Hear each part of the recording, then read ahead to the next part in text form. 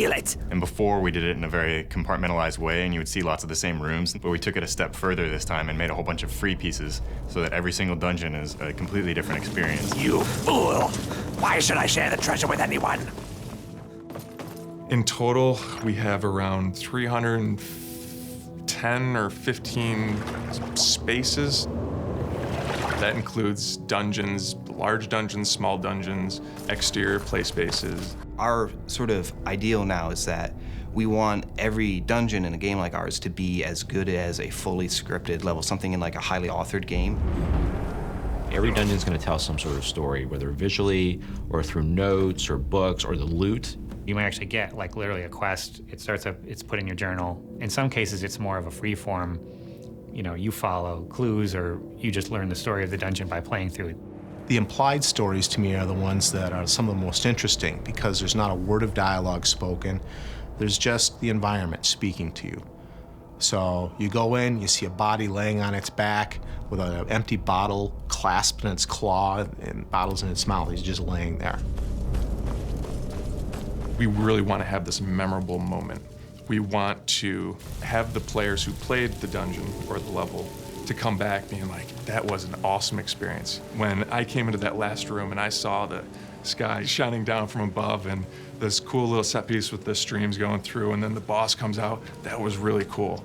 So that was the one thing I always ask the LDs after they're finished past 1 or past 2 of a dungeon. I'm like, so, you know, what's your memorable moment? Every time you play, you're gonna find something neat or something different's gonna happen. Games are such a unique storytelling device is that you have this really opportunity to tell a story through action, through gameplay.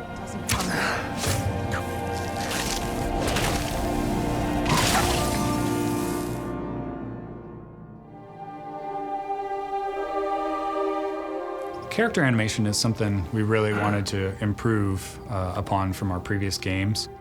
There are thousands of animations for the players and NPCs alone, not to mention all the animations for all the creatures.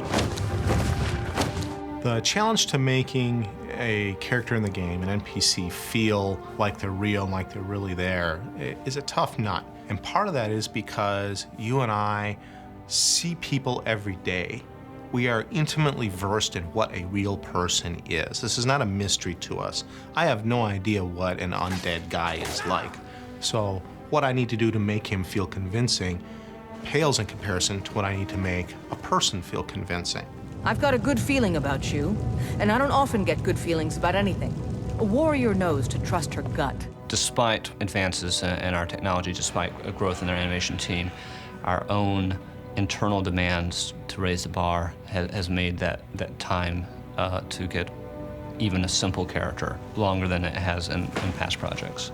The biggest challenge, I would say, is to create a pretty wide-ranging assortment of characters and yet keep them within a normal realm, using as few assets as possible and dealing with any kind of technical issues. It was definitely quite a challenge. The fun times we have are usually the mocap sessions. So you're gonna be the stabby. I typically put Dennis through some pretty painful posing and whatnot, so the next day he'll have like a tough time like moving around. Mocap ready, and action.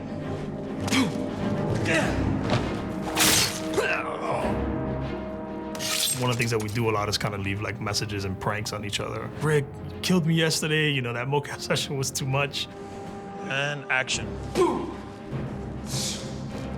And even though motion capture might be a foundation, there's a lot of hand editing of that motion capture data to make it work within a gameplay context. An attack might be sped up, it might be radically altered to make it work for our needs. You'll make a fine work, Dad. I think the best NPCs, you can tell a lot about them from the voiceover. I've been thinking, maybe Camilla needs a little help seeing Sven for what he is. That little bit of writing and how they say hello is, I think, like one of the hardest things to do. Only thing better than riding a swift horse is riding a swift horse over the enemy. You know, in Oblivion, we had like 12 actors, and that was one of the complaints is you walk into Oblivion and you hear a lot of the same voices. So for Skyrim, we want to definitely improve on that dramatically. And we're talking dramatically, like night and day. Everyone thinks I'm too young to be a ship's captain, but I'm going to prove them wrong. And in this game, we have 70+ actors doing over 110 roles. A lot more than we've ever had. Yes, sir. You know, it was for about 4 to 5 weeks, 3 voice studios working simultaneously. Let's see if we can get people trying a quote-unquote Nordic accent. You've come all the way to Skyrim. You're at the tip of the continent here. The guys are big and burly and have beards. The women are big and burly and have beards. And everyone's handy with an axe. And it's a fine line of what sounds good and what sounds like ridiculous. And so we spend a lot of time casting. We have some great actors. 9 again on our take 9. It's a good thing. Some of the more specific names we have on here: Max von Sydow, Joan Allen, Linda Carter, Christopher Plummer, who I've wanted to put in a game forever. You know the ancient Nord word for war? Season unending. And so it has proved. They were perfect for the part to begin with. And I think everybody had a really good time. I can make them. Thank you, sir. And now 22, we're moving on to a different They lesson. bring a resonance to their roles when they talk that you can write like the cheesiest line. And wow, that sounds great coming out of his mouth. Begone, before even my philosophy is tested beyond the breaking point. We are men of peace, and you are not.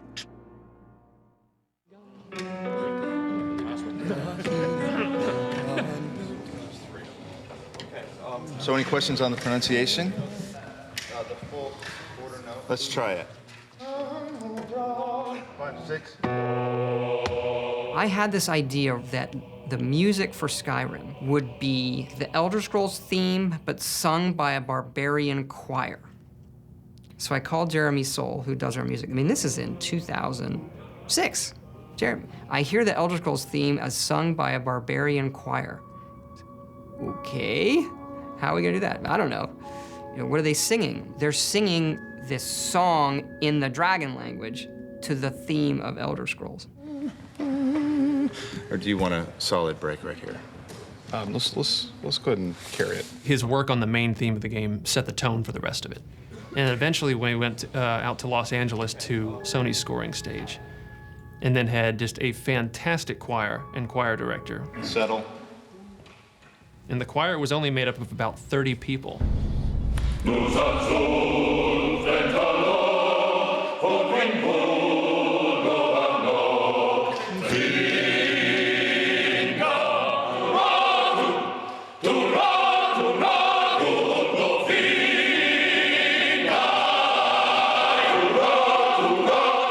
Director would kind of whip them up into more of a frenzy, emphasizing this Nordic feel the whole time. So they're dun dun dun dun dun dun dun dun. You know, you really pound on every downbeat.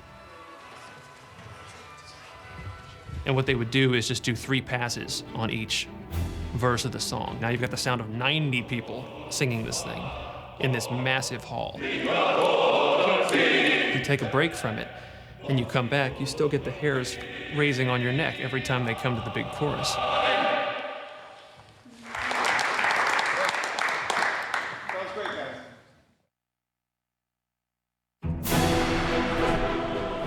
We don't script the music too heavily to where we're trying to match every moment that the player is doing or anything like that. And it has a weird way of justifying itself to you. You feel like this big sweeping score as I'm rounding this bend and seeing this mountainous valley view is playing for you.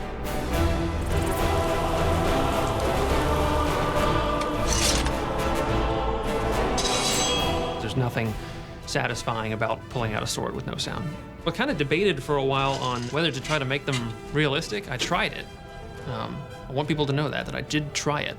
Swords don't make that sound. So I very quickly drifted back to the more Hollywood style, because people want to hear it. I actually really enjoy make things that just feel very visceral and great impacts of the sword and shield and that sort of thing. So I really have a hard time with magic, actually.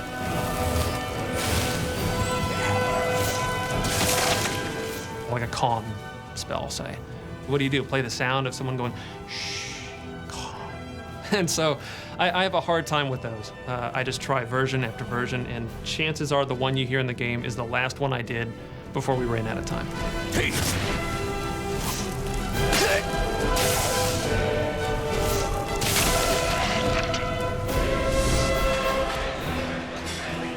Our games are pretty long. They're like 3 to 4 year development cycles. It does feel like we've been working on it for 20 years, to be honest. It takes a long time to make the game. Today I'm hoping we get to some creature balance. I've already started on some wizard stuff. We have the wonderful luxury of being able to take people who've worked with everything we've worked with, who know the kinds of things we want to do, and just start immediately.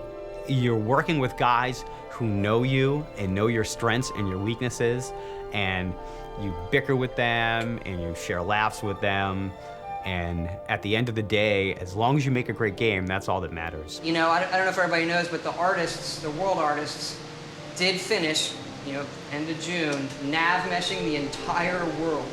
Every time I sit down with a meeting with them, you know, every now and then I have to remind myself, I'm like, hey, I'm talking to Todd Howard. He's a pretty cool guy. Todd is very clear on what he wants. He'll walk into a room where we've been working on something and say, nope, should have been like this, or do it like this, or that's just right, instantly. If you enter his office, no matter what the problem is or whatever, as soon as you leave, he'll make you feel like $1 million.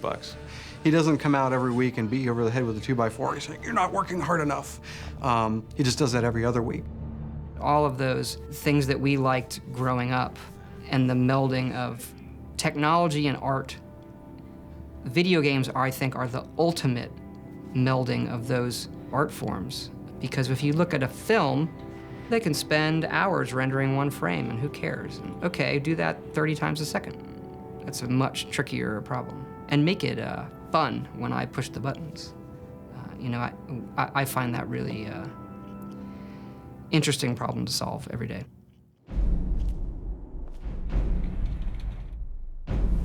The beauty of making an open world game is you can choose your entertainment to be what you want it to be. And therefore you will be entertained and I'll be happy. I want to give them a game that they're going to hold on to for years and say, I'm going to keep playing this because it's that good and it keeps me in the world. There are no accidents in a game like this. The player is free to interpret everything on their own. It's almost existential in a way. Should I kill that guy because he has some good armor and some treasure I want? How would I feel about killing that guy? You know, that's kind of the holy grail. Forget that it's a video game, but this is an entertainment experience of virtually unlimited possibility, where it's there for you to take it where you want to go. And as you do those things, it will surprise you and reward you for what you're doing.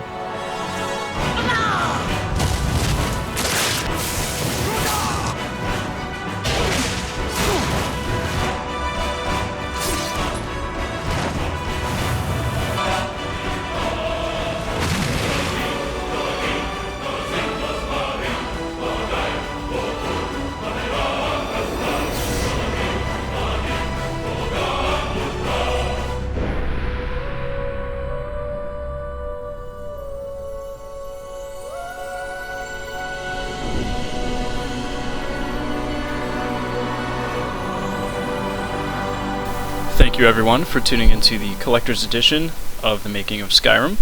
Hope you all enjoyed it, and good luck in your travels in the world of Skyrim.